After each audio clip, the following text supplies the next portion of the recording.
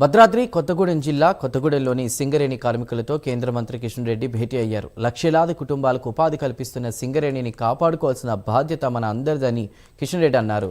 ఇక ప్రమాదాలు లేని బొగ్గు ఉత్పత్తే లక్ష్యంగా పనిచేయాలన్నారు. సింగరేణి ప్రస్తుత పరిస్థితి బాలేదని, 8 జిల్లాల ప్రజలు సింగరేణి మీద ఆధారపడి ఉన్నారని గుర్తు చేశారు. సింగరేణిలో దుబారా ఖర్చులు తగ్గించుకోవాలి, బొగ్గు నాణ్యత పెంచాలి, బొగ్గు ఉత్పత్తిని పెంచాలని అన్నారు. ఇప్పటికే 4 లక్షల మందికి కేంద్ర ప్రభుత్వం 1 కోటి రూపాయలు ఇన్సూరెన్స్ చేసిందని కూడా కిషన్ రెడ్డి తెలిపారు.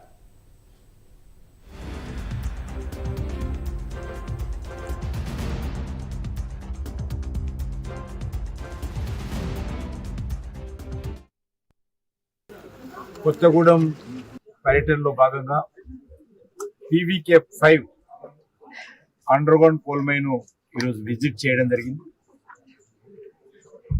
ఈ యొక్క కోల్ మైన్ చాలా పురాతనమైనటువంటి కోల్ మైన్.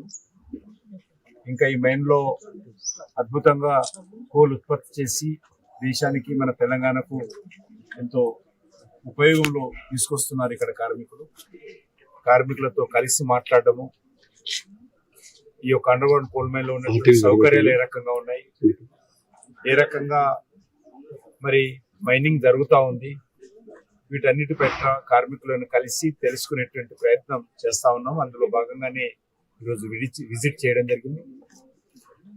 ముఖ్యంగా సింగరేణికి సంబంధించి అద్భుతమైనటువంటి 136 సంవత్సరాల చరిత్ర ఉంది.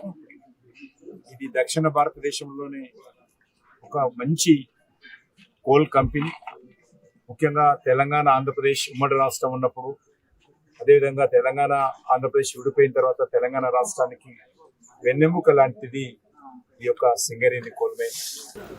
కొత్తగూడెం పర్యటనలో భాగంగా PVK5 అండర్గ్రౌండ్ కోల్ మైన్ ఈరోజు